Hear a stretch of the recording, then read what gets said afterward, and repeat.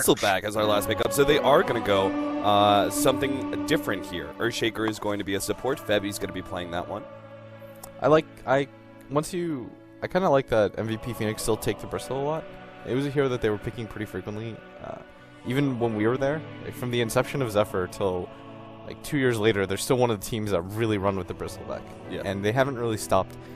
We saw it a lot at TI when they ran it with the Wisp. That kind of seemed like their bread and butter strategy. Although, you know what was weird about that? They told me they never practiced that. I think it was Heen that said, yeah, Phoenix don't practice Bristol at all. They just decided that they were going to pick it. And I think Febi confirmed that too. And they really YOLO TI. Yeah. They were just like, we're just going to do our best. We're not meant to, we might not win the most, but we're going to have a good time. And they got 8th, so it worked, clearly. They're old school, fun player, always has been. Since the days he was DMZ Black, Diamonds Black. Yeah. And he was like an NA Dota love child or something like that. I didn't even know he was German until I met him in person. Oh, really? Yeah, because he just played joint like NA Dota tournaments all the time. Yeah. But we'll see how this goes. MVP have a lot of clear though to deal with the Phantom Monster. They've got a Leshrac, a Bristle, an Earthshaker, Ember, Dazzle. Like, every one of those heroes have an ability that can AoE clear. That's amazing. Alright, so Bounty Hunter is going to be looking to shut down the Leshrac as much as possible. They don't actually have an early counterwork set up for him just yet. Febi's got that under control, though. And did he go back and pick up... Yeah, he went back and picked up the health potion for QO to make sure the Bounty Hunter did. And Q is actually focusing so much on getting the right-click war off against Mushi and not focusing so much on the CS, I think. Maybe this is just pre-game nerves or first-game nerves. Oh, MP, he's kind of stuck here. He does get off the Flame Guard, and they don't have enough physical damage. Orb of Venom slows him down enough that they manage to get a good amount down. QO, meanwhile, pushing pretty hard against Mushi. But considering this is like the kind of dual lane out of this lane, I really thought they were going to be coupling him with a Dazzle, but with all this harassment on MP, actually Heen's going to be gone on. This could be our first blood. Shalgrave goes out. Now they're going to turn around. Net's going to be in some trouble, and the fire isn't enough to get Net. Heen will be taken out by the Ice Shards. MP helped to chase him down, but both of those off. Q is going to contest for this rune, but there's a lot of different heroes there. Oh, Mushi's actually going to jump forward now onto Febi. Ohio actually gets stalled up a little bit. Still has the telekinesis. Throw back QO, giving Mushi the time to go onto Febi. Still has his scream up. Will be able to get the kill, but will he survive? Looks like QO will get the turnaround kill. So well worth it still for MVP. Surprised that Mushi won for that because it was a level 2 Earthshaker and he just gave up solo. Uh-oh, Shalgrave can't get it off in time. Maybe. If he had gotten off the Shalgrave, they could have turned it around and gotten a kill, but as it is, Net, they're just a very distinct lack. I think it's just their core belief that they should have 3 farm heroes. And in mid lane, yeah, double stun, Mushi. The damage just way too much out from that Pulse Nova. QO the god, man. What a guy. I owe him like 3 dinner or 2, where they just don't overly worry about it too much. And yeah. Mushi, oh, middle lane, Mushi's dead again. Oh, that's brutal. Mushi may be paying pretty hard for this choice to give up the Leshrac. Yeah, and that's exactly why they have to have a ward like this. I like where he placed it from, too. Like, he put himself in this area, so instead of going like this ward, which is usually pretty traditional, like, there's not much difference between that one and this one. And he's able to hide himself in the trees while he places it. MP, oh, they do have the heal, but it's still not enough. DJ has enough burst damage thanks to that guard and gets yet another kill.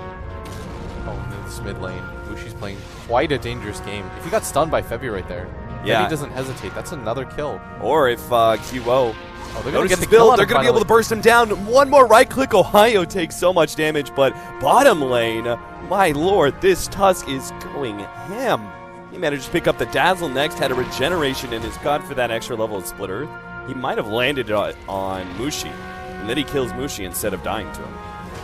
He was going to pick up a haste rune, and no, DJ... Chrissy made the wrong move, especially with that haste rune. They do did manage he? to steal the Fisher, turn it around. Shuriken, still not enough. And now Netbane, he's in some trouble too. QO runs forward, but Ohio, he just right-clicks him down. No, Febi in some trouble. Never mind. MP comes to the rescue, managed to have the dust.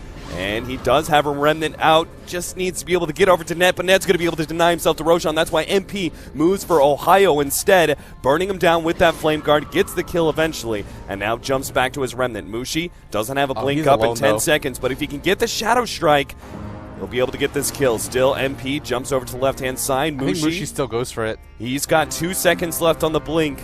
Does he know where MP actually is, though? All right, Mushi's not going to go for it anymore. Yeah, it's too far away. Yeah, he realized at that point. For a second... The level's in Diabolic Edict. What do you think about this? I think that's fine. Levels of the stun, you go for the Edict. Like, this is the more common build that I've seen. Like, some Lushraks do prioritize the stun, but it's just as common to see the Edict. The crazy thing, though, is that Kyo decided to stay mid when he knew 3 were there. And now he's going to lose. That his net worth advantage that he worked so hard to build is kind of just slipping away. Uh-oh. Chrissy in some trouble. Double Remnant pops him. And that'll now give almost... taking down that tier 1 tower mid. They're going to try to go for 2 here, and if they play their cards right, they should be able to get it. Ohio doesn't spot this coming in. No fit. Oh, he managed to land the stun. MP will now come in and clean up this kill. Looks like our Leshrank's going to go for more, but that Tusk is just a bit too fast. Now he's got his Digi. And it just...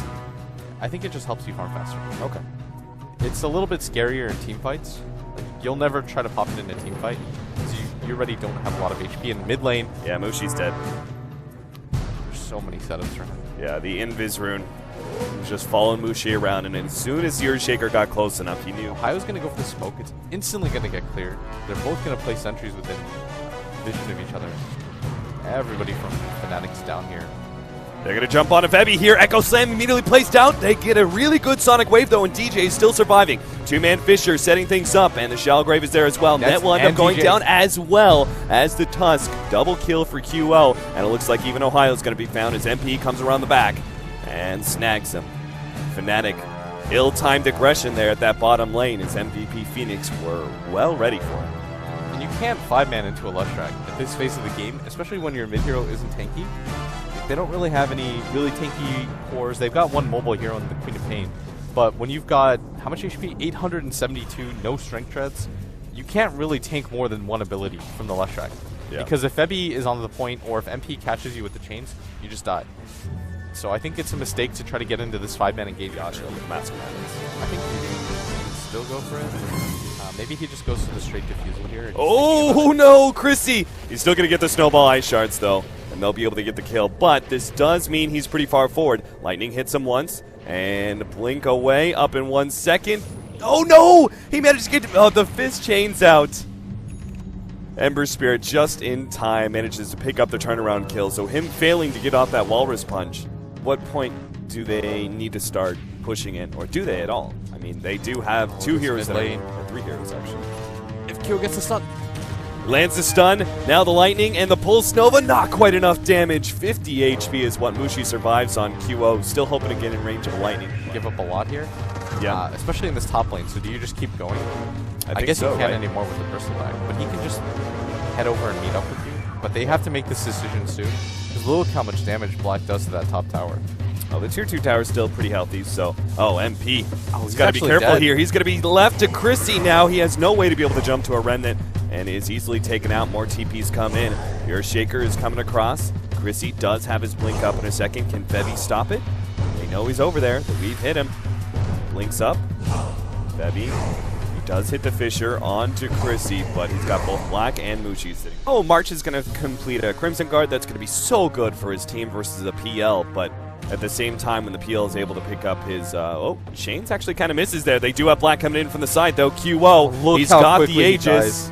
Maybe there's some TPs. MP, can they actually save Leshrac? QO starts popping that Pulse Nova, goes for the supports on the side. Remnant over. MP going to chase down Ohio. Looks like he should be able to get this kill with the chains. March, meanwhile, chasing away the rest of the heroes.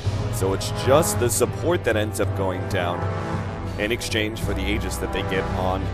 away from that Leshrac. The scary thing, though, in that fight is how quickly Kyo just melted. Yeah. If he gets Walrus punched and the Phantom Lancer illusions surround him, this isn't a hero that you can quite ignore. Right.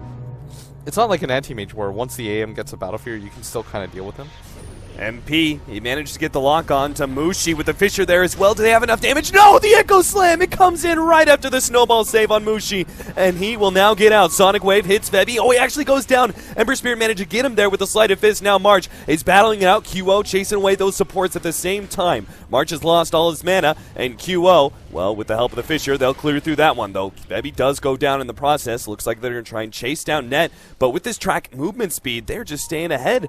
They're kiting around MVP Phoenix as much as they can. And they lost their courier at the same time. A lot of space for the Phantom Lancer and the Queen of Pain. It's just Mushi's hero at this point.